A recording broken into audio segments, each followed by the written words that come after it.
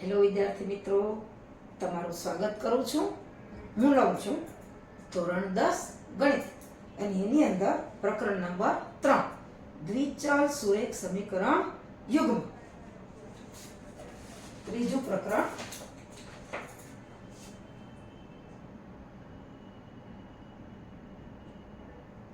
દ્વિચલ જેમાં બે ચલ છે અને સુરેખ સમીકરણ યુગ્મ છે, એટલે કે બે સમીકરણ યુગ્મ એટલે કે જોડકું. એની અંદર હું લઉં છું પ્રકરણ 3 જે દ્વિચલ સુરેખ સમીકરણ છે એમાં સ્વાધ્યાય 3.3. સ્વાધ્યાય 3.3 જુઓ. તમારું પાઠ્યપુસ્તક ખોલો તો એની અંદર પાઠ્યપુસ્તકમાં પાના નંબર 31 ઉપર આ ત્રીજા પ્રકરણનું સ્વાધ્યાય 3.3 આવેલું છે. એમાં પહેલો દાખલો અને એનો પહેલો પેટા વિભાગ જુઓ. નીચેના સુરેખ સમીકરણ યુગ્મનો ઉકેલ લોપની રીતે અને આદેશની રીતે શોધો. આદેશની રીતે તો આપણે આખું સ્વાધ્યાય કહી ગયા. લોપની રીત, લોપ એક ગુજરાતી શબ્દ છે. લોપનો અર્થ થાય છે રદ કરવું. લોપ એટલે રદ કરવું. કોઈ પણ એક ચલ હોય એને આપણે લોપ કરવાનું, એને રદ કરીને પછી ઉકેલ મેળવવાનો.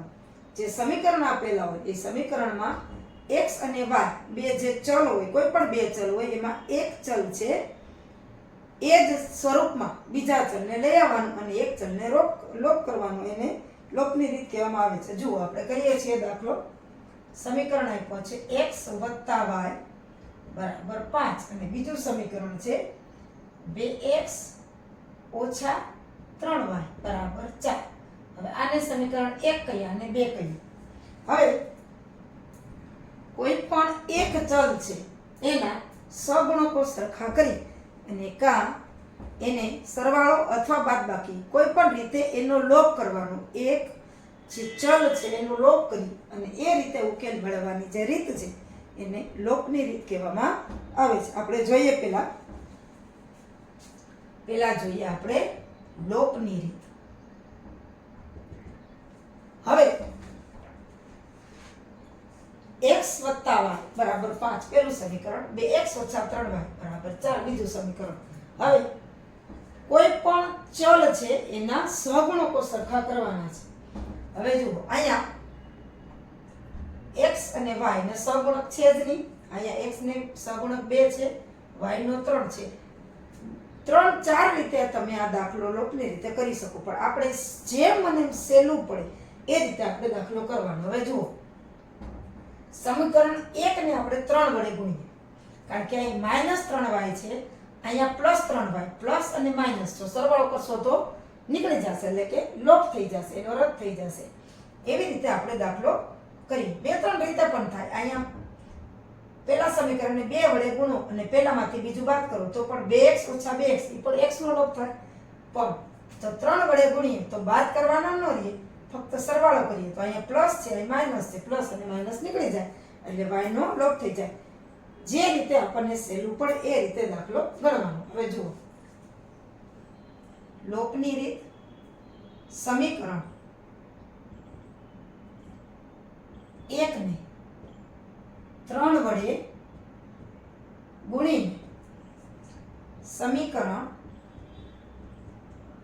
1 વત્તા સમીકરણ 2 લેતા. જુઓ, સમીકરણ 1 ને 3 વડે ગુણશું. શું કામ 3 વડે રાખ્યું? કાંઈ -3y છે, અહીંયા 3 વડે ગુણશું એટલે +3y થશે. એટલે 1 અને 2 નો સરવાળો લઈએ તો પ્લસ અને માઇનસ એ બાદ થઈ જશે એટલે y નો લોપ થઈ જશે.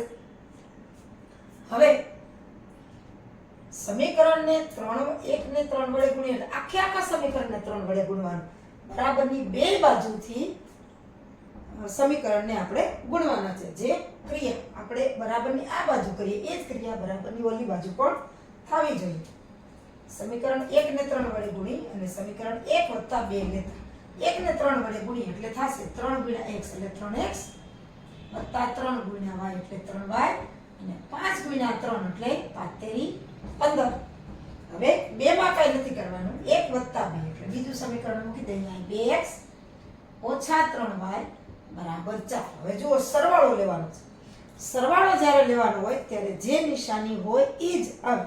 આ 2x છે એ વત્તા છે, 3y છે એ ઓછા છે અને 4 છે એ વત્તા છે. સરવાળો લઈએ તો એટલે કે સરવાળો લઈએ તો 2x વત્તા 3x એટલે 3 ને 2 5 વખત x. હવે વત્તા 3y અને ઓછા 3y એટલે કે 0 બરાબર 15 વત્તા 4 એટલે કે 19 થઈ ગયો લોપ. y નો લોપ થઈ ગયો એટલે આ લોપની રીત. હવે 5x બરાબર 19.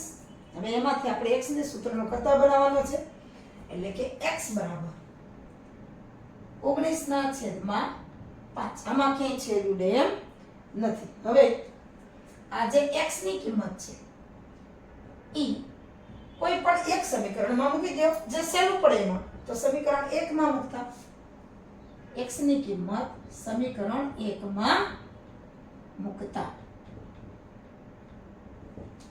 x છે ત્યાં 19 ના છેદમાં 5 એટલે 19 ના છેદમાં 5 વત્તા y બરાબર 5. હવે અહીંયા આપણે y ને સૂત્રનો કરતા બનાવવાનો છે તો 19 ના છેદમાં 5 છે સામે વયા જાય એટલે કે માઈનસ થશે -19 ના છેદમાં 5. હવે લઘુત્તમ સાધારણ અવયવ 5 આવશે. 5 ગુણ્યા 5 એટલે 25 ઓછા 19 ના છેદમાં 5 એટલે y બરાબર 25 માંથી 19 જાય તો 6 ના છેદમાં 5. હવે આમાં કાંઈ છેદ નહીં ઉડે. હવે આપણો x બરાબર 19 ના છેદમાં 5 અને y બરાબર 6 ના છેદમાં 5. આ ઉકેલ આપણે સાચો છે કે નહીં એ જોઈ લઈએ. આ છે લોપની રીત. હવે જોઈએ સમીકરણમાં મૂકીએ એટલે કે ચકાસણી. જુઓ x વત્તા y બરાબર 5 એટલે 19 ના છેદમાં 5 વત્તા 6 ના છેદમાં 5 બરાબર છેદ સરખો છે એટલે 5. 19 વત્તા 6 19 ના 6 25 ના છેદમાં 5 એટલે 5 બચું 25 બરાબર છે. હવે બીજા સમીકરણમાં મૂકીએ કે 2 x એટલે તો કે 19 ના છેદમાં 5 વત્તા ઓછા છે ઓછા 3 y એટલે 6 ના છેદમાં 5. હવે જોઈએ તો છેદ ની ઉડે એટલે 19 * 38 ના છેદમાં 5 ઓછા 6 તેરી 18 ના છેદમાં 5. અહીંયા પણ 38 ઓછા 18 ના છેદમાં 5. 38 માંથી 18 જાય તો 38 માંથી 18 જાય તો 8 માંથી 8 જાય તો 0 ને 3 માંથી 1 જાય તો 2 છેદમાં 5 એટલે 5 4 20 આવી ગયું. એટલે કે આપણો જવાબ સાચો છે. એટલે ઉકેલ x બરાબર 5 અને y બરાબર x બરાબર 19 ના છેદમાં 5 અને y બરાબર 6 ના છેદમાં 5 છે. આ થઈ લોપની રીત. ફરીથી જોઈ લો. લોપની રીત એટલે કોઈ પણ સહગુણક સરખા કરીને કોઈ પણ એક ચલનો લોપ કરવો એટલે કે એને રદ કરવો અને ત્યાર પછી દાખલો ગણવો. આ જે રીત છે એને લોપની રીત કહેવામાં આવે છે. પરીક્ષામાં જો તમને ચોખવટ હોય કે લોપની રીતે દાખલો ગણો કે આદેશની રીતે જ ગણો તો જ એ રીતે કરવાનું. બાકી એમ કીધું હોય કે ઉકેલ શોધો તો કોઈ પણ રીતે તમને જે ફાવે એ રીતે ઉકેલ શોધવાનો છે. પણ આપણને ચોખવટ આપી દીધી છે કે લોપની રીતે અને આદેશની રીતે બે રીતે દાખલાનો ઉકેલ ગણો, સમીકરણનો ઉકેલ શોધો. એટલે આપણે લોપની રીતે ઉકેલ શોધ્યો. હવે આપણે આદેશની રીતે જોઈએ. આ જ સમીકરણોનો ઉકેલ આપણે આદેશની રીતે લેવાનું છે. તો સમીકરણ ફરીથી લખીએ કે x વત્તા y બરાબર 5 આપણને સમીકરણ 1 અને 2x ઓછા 3y બરાબર 4 જે સમીકરણ 2 છે. આદેશની રીતે કોઈ પણ એક સમીકરણમાંથી એક ચલને સૂત્રનો કરતા બનાવો. તો આપણે સમીકરણ 1 માંથી લઈએ. સમીકરણ 1 માંથી x ની કિંમત લેતા. એક છે x વત્તા y બરાબર 5 છે. 5 છે સામે જશે એટલે માઈનસ થઈ જશે એટલે કે x બરાબર 5 ઓછા y. એને સમીકરણ આપણે 3 કહીએ. હવે 1 માંથી x ની કિંમત લીધી છે એટલે 1 માંની પણ આપણે એમાં સમીકરણ 2 માં આની કિંમત મૂકી. x ની કિંમત 1 માંથી લીધી છે એટલે સમીકરણ 2 માં મૂકતા જ્યાં જ્યાં x હશે ત્યાં 5 ઓછા y. 2 5 ઓછા y ઓછા 3y બરાબર 4. જુઓ બધું y ના સ્વરૂપમાં આવી ગયું છે. હવે કૌંસ છોડીએ 2 ગુણ્યા 5 એટલે 10 ઓછા 2y ઓછા 3y બરાબર 4. ઓછા 2y ઓછા 3y એટલે 10 ઓછા 5y બરાબર 4. હવે 4 છે આ બાજુ આવી જાય 5y છે એ સામે થઈ જશે એટલે કે 10 4 છે આ બાજુ માઈનસ થશે અને 5y માઈનસ છે એ સામે જશે તો પ્લસ થઈ જશે એટલે કે 5y બરાબર 10 માંથી 4 જાય તો આવશે 6 એટલે કે y બરાબર 5y ગુણાકારમાં છે 6 ના છેદમાં 5. હવે આ y ની કિંમત સમીકરણ 3 માં મૂકી દઈએ એટલે આપણને x ની કિંમત મળે. y ની કિંમત સમીકરણ 3 કોઈ પણ માં મૂકીએ તો x ની કિંમત મળી જાય પણ અહીંયા x એ સૂત્રોનો કરતા છે એટલે આપણને ઝડપ થશે દાખલો ગણવામાં.